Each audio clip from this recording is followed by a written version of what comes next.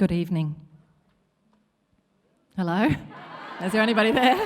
Oh, hi. Hi. Oh, hi. Acts of great courage. The most beautiful song ever penned. Space travel. The miracle of conception, gestation and birth. Any human achievement ever undertaken, small or large, by the owner of a vagina, a penis, both or neither, is but possible courtesy of two things: muscles and glands. The effectors, as they're known in the realm of modern science, the components of you and of me that respond to every smart and every stupid idea, every new and every conditioned reaction that you and I will ever have. The same two parts of our constitution that can enable us to win awards in one moment and put our car keys in the fridge the next. All the while regulating metabolism and simultaneously deciding that right then and there, we need to fuck something. Beneath our conscious thoughts, this relationship between the nervous system and the effectors is constantly responding to the things we choose to do and the things that happen to us. Recalibrating in response to the food we eat, the substances we drink, what we choose to take in on social media, on TV, in our film, music and lifestyle choices, in our interactions with others, and deeper than all of that, the underlying subconscious conditioning from which those choices are born. Right through the centre of you and of me exists an information superhighway, a system of glands that form a direct relationship between your crown and your crotch and your crown. The magnificent endocrine system. Whoa! At the apex of this chain, located in the centre of your brain, the mysterious pineal gland that sits silently communicating with its endocrine minions at a level too subtle, still yet to be heard by the clunkiness of human investigation. As yet, all that's known is that her machinations move with light and dark, the giver of our sleep hormone melatonin. The pineal, therefore, the portal through which we can transcend the earthly into the spiritual through the action of deep sleep. If the pineal is our enigmatic goddess, then the next in the chain of command is certainly queen who needs no king, the pituitary, the receiver of all messages and the giver of all endocrine command. Her throne room sitting in the emotional centre of the brain, attached to the hypothalamus, connecting her to every part of our whole experiences through the survival messages sent in by the limbic system. She is a witness to every great victory and every failed intention, to every triumph and every trauma. She is the mediator between the outside world and the inner, the inside world and the outer. The pituitary ensures that your hormones and your emotions are inseparably woven together, that your vagina and your brain are constantly whispering to each other. This is not a flaw. It is not neurotic. It is pure intelligence embodied. From the pituitary down through the thyroid in the throat, the retired thymus at the heart, the pancreas, our adrenals, and to the juicy bits you've all been waiting for, the gonads. Although the masculine tried to lay their claim, this is not a cock-specific word. Ovaries and testes, nothing but a mere 20 grams of mass and size difference between them. Different ratios of exactly the same hormones. Male needs progesterone to produce testosterone. Female needs testosterone to produce estrogen. Male needs estrogen to keep his testosterone in balance, and female needs testosterone to help maintain aforementioned spontaneous desire to bang. With so much similarity, how can this separation between the sexes at times feel so vast? It's impossible to quantify the impact of the social gender construct, fabricated bullshit to signify sex. Pink, blue, dresses, pants, long hair, short hair, purses, wallets, hatchbacks, utes, panties, jocks, perfume, aftershave, and on it goes. Do you know that as a woman, you can piss standing up if you want to? Do we all know that? And how many partake? Smart people. Like so many things that vagina owners were taught to believe otherwise, it is not a cock-specific action. So how did my vagina come to be such a reliable, sturdy, noble steed? I grew up within matriarchies, 3 generations that I know of, fierce mothers and grandmothers who all ruled their homes and never mentioned feeling any restraint as women, although I'm sure they did. Their men did not question their rule. As far as I knew, women were bossed, shot at, mauled by Alsatians when trying to get food for their babies after their men had been taken in the night by the Gestapo. Short-haired, pant-wearing, childbearing, broad-shouldered, unplucked, unshaven, vagina-owning, terrifying, majestic matriarchs. Raising daughters and granddaughters who were taught how to sew pants and build retaining walls, bake biscuits and lay concrete. Because a woman needs to be able to build an outdoor area on a full stomach in any given moment. How frustrating is it being out and about and suddenly you're required to cartwheel, climb a mountain or canoe down some rapids and you're wearing a goddamn dress? That said, in precisely the right moment in my cycle, when the wind is blowing just so, I do love a dress. Direct airflow to the vagina, and no crotch seam to split the labia into 2 different postcodes. Or in my case, 3. So south does the left labia go. I have to be cautious when I'm walking around the house naked that it doesn't get snagged on the furniture.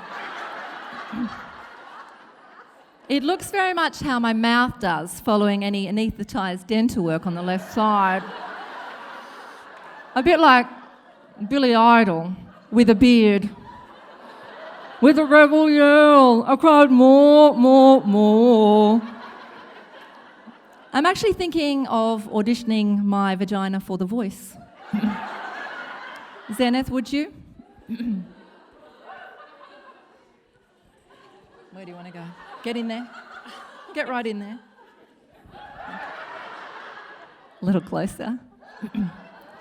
And I will always love you.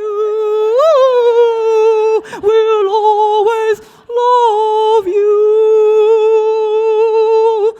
Oh, thank you, Zenith.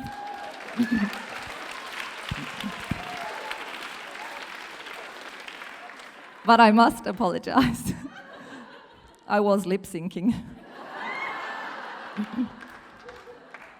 But my vagina does have its own special sound, though. When I don't wear undies, that left labia flaps in the breeze and makes its own distinct sound when I attain a certain speed.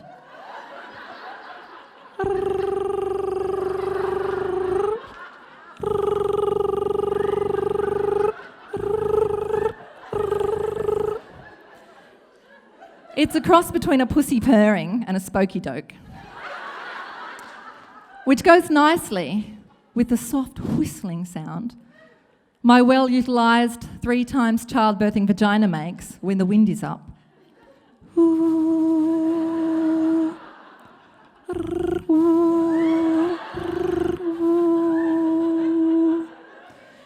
So if you ever hear that combination of sound, don't be alarmed. It's just me in a dress with no undies at about 16 knots.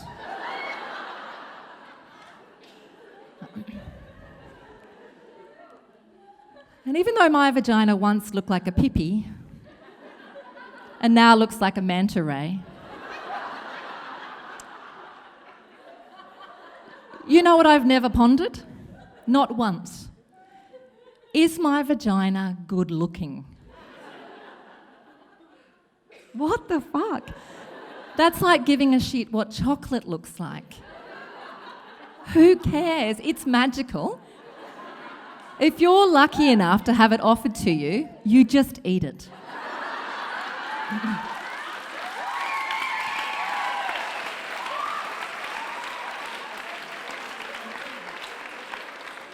Which brings me back to the point, which is why it's so spectacular to own a vagina. Because a vagina often, not always, comes with ovaries, and ovaries are phenomenal. I hate to gloat, but in terms of privilege, as a woman, I am at an advantage. I'm not talking about the kind of brittle patriarchal privilege of the me and mine mentality that sees disturbed men hoard and lord resources that could very simply be shared. I'm talking about the privilege that makes those frail men afraid of women. The privilege of living in an intricate, ever-changing system that allows every ovary owner the capacity to see and experience any one situation from multiple viewpoints. Accelerated evolution. Through puberty, the ovulating years, perimenopause and menopause, and within that life cycle, some 4 decades of monthly cycles. Follicular, ovulatory, luteal and menstruation. Or as I like to call them, the 4 phases of fuck yes, fuck me, fuck off and thank fuck.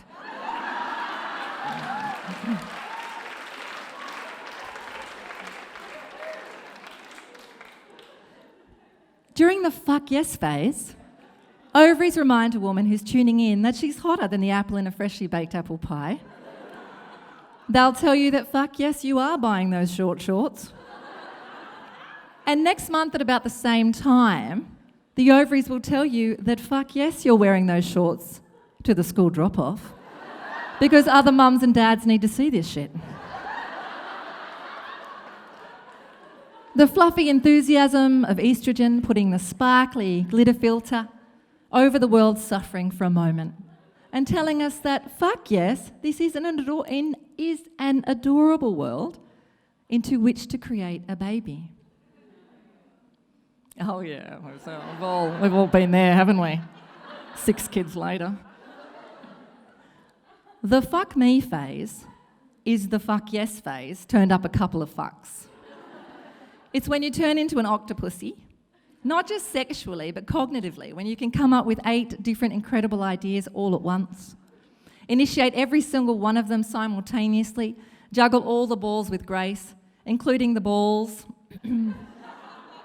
of any nearest available male, if male balls are your thing. For 2 weeks every cycle during follicular phase and ovulation, we get to be high on our own supply. The fuck me phase, however, doesn't often fade out gently. It ends abruptly, with all the balls suddenly falling, which will absolutely be the fault of the owner of the aforementioned male balls. The fuck me will turn sharp into the fuck off. When you're sweeping away yesterday's love note with disgust to get to your keyboard quicker than you can type www.realestate.com.au/rentals anywhere but here. This is the most poorly misrepresented phase of the 4. The victim of a long-standing smear campaign, the fuck-off phase reveals reality. When the delightful fluff of estrogen and the super fun vitality of progesterone begin to descend like the water draining out of a vast lake to reveal what sits at the deep. The phase of PMT, premenstrual truth. The truth that putting your toothbrush beside the toothbrush holder is actually really fucking annoying. It's not annoying because my words are saying it's annoying because it's really annoying, and the fuck off phase simply does not bite its tongue. Premenstrual syndrome, creating a fake pathology for women because for that 1 week without the super awesome filters of the other hormones, we call out the already existing issues. Not only in others, but in ourselves as well. The fuck-off phase picks up every fear, every flaw, and holds it right up in our face. And that is its gift, showing us what we also need to work on from removing from within ourselves.